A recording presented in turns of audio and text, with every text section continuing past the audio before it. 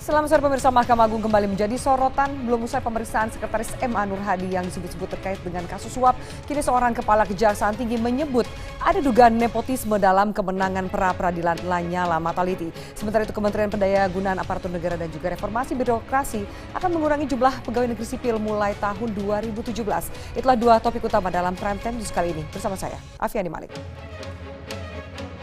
Kepada Bapak Ketua Mahkamah Agung, Bapak Tali, ya, untuk memerintahkan hakim-hakim yang mengadili pra-peradilan ini untuk mengadili secara profesional, secara adil.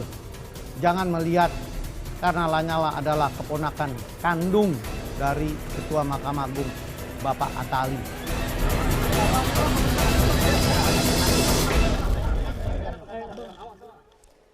Hakim pra-peradilan yang memutus permohonan gugatan Lanyala Mataliti dinilai tidak independen dan tidak adil. Hakim dituding terpengaruh dengan status pribadi Lanyala sebagai keponakan kandung Ketua MA Hatta Ali.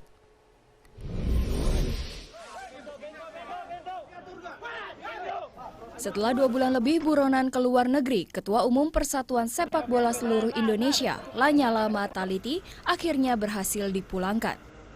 Mantan Ketua Kamar Dagang dan Industri Jawa Timur ini harus menghadapi kasus hukumnya sebagai tersangka kasus korupsi dana hibah APBD 2012 Jawa Timur senilai 5,3 miliar rupiah. Namun, bukan tak mungkin Lanyala lepas dari status hukumnya sebagai tersangka. 2 kali Lanyala menang pra-peradilan atas penetapan dirinya sebagai tersangka dalam kasus yang sama.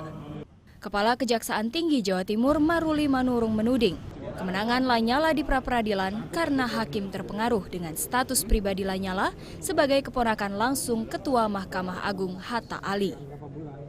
Kan saya sudah bilang, pra-peradilan itu kan karena ada seseorang, ya, hakim-hakim itu melihat bahwa paman daripada Lanyala Mataliti adalah Ketua Mahkamah Agung. Jadi bukan kalah kami dikalahkan. Pra-peradilan yang berulang dalam kasus Lanyala mengundang kecurigaan kalangan DPR. Nah, ini kan seperti ada kegaduhan dalam penegakan hukum. Padahal Presiden Jokowi sering sekali mengingatkan agar jangan ada kegaduhan. Nah, kegaduhan ini kan menimbulkan spekulasi di tengah masyarakat. Ada apa di balik penegakan hukum terhadap Lanyala itu sendiri? Kasus hukum yang diduga melibatkan Lanyala tak pelak menyita perhatian.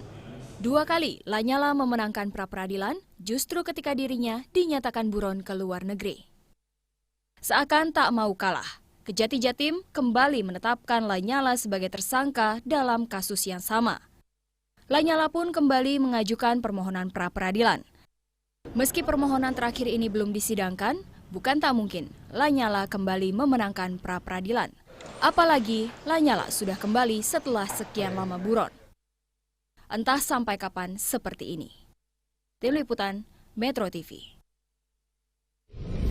Ya, pemirsa, yang kami maksud dalam informasi sebelumnya yang Anda saksikan adalah Kepala Kejaksaan Tinggi Jawa Timur Maruli Hutagalung. Dan sementara itu Pengadilan Negeri Surabaya justru reaktif dengan penerbitan sprindik baru Lanyala Mataliti sebagai tersangka korupsi. Pengadilan Negeri Surabaya bahkan akan meminta MA atau Mahkamah Agung menerbitkan peraturan MA terkait pra-peradilan yang berulang.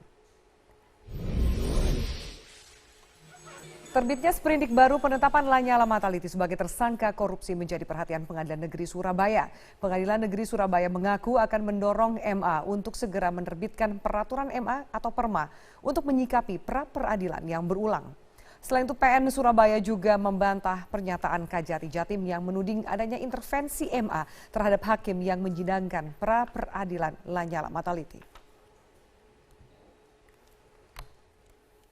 Kita berharap saja Mahkamah Agung dapat mengeluarkan peraturan Mahkamah Agung sehingga menyikapi sprindik yang berulang-ulang ini dan menyikapi pra-per yang berulang-ulang ini bagaimana. Kita berharap Mahkamah Agung dapat mengeluarkan semacam perma bahwa justifikasi Kejati bahwa hakimnya segan itu ya berpulanglah, kita lihat aja kan. Hakim itu kan imparsial, non partisan, tidak berpihak. Saya kira integritas hakim itu diuji di sini.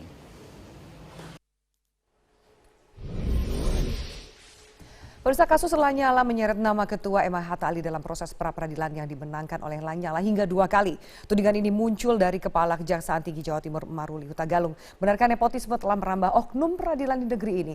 Sebegitu gentingkah karut-marut peradilan kita sehingga perlu ada pembenahan mendasar di tubuh MA. Kita akan membahasnya langsung dengan sejumlah narasumber.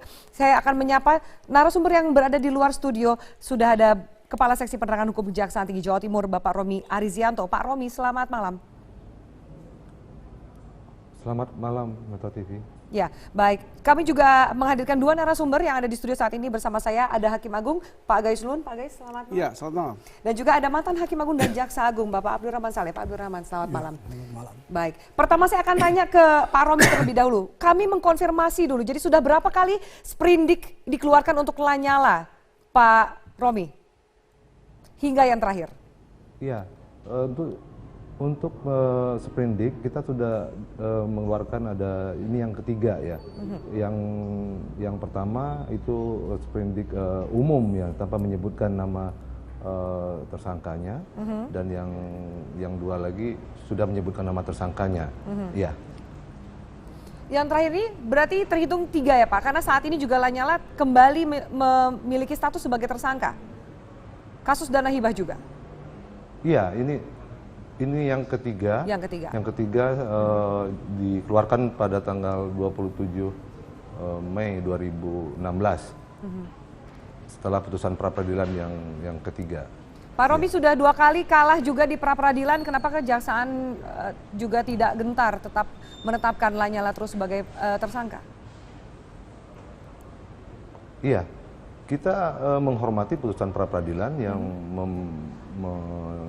mengabulkan daripada permohonan daripada pra-peradilan daripada tersangka. Kita sudah dengan menerbitkan sprindik yang baru bahwa kita mempunyai dasar bahwa proses daripada penanganan perkara tindak pidana korupsi tidak dapat berhenti di pra-peradilan.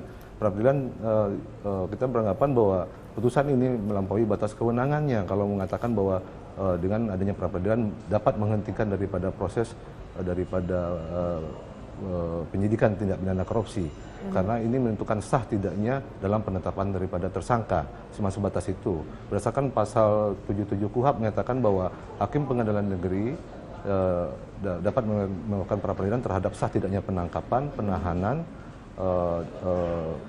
SP3, dan terakhir dengan ada putusan MK ada perluasan terhadap penetapan tersangka. Bukan masalah pokok daripada perkara ini, gitu tuh. Baik, Pak Romi dan juga Bapak-Bapak, kita akan lanjutkan dialog ini saat lagi. Kami akan membahas bagaimana apakah memang bisa intervensi ini terjadi. Pak Gayus dan juga Pak Abdurrahman, saya akan tanyakan kepada Anda karena tadi ada statement, nanti kami akan putar kembali ke Kepala Kejaksaan Tinggi Jawa Timur Maruli Hutagalung yang mengatakan bahwa ini ada intervensi urusan kekeluargaan antara Lanyala dengan Hatta Ali. Kita lanjutkan sesaat lagi, pemirsa, tetaplah bersama kami di Prime Time News.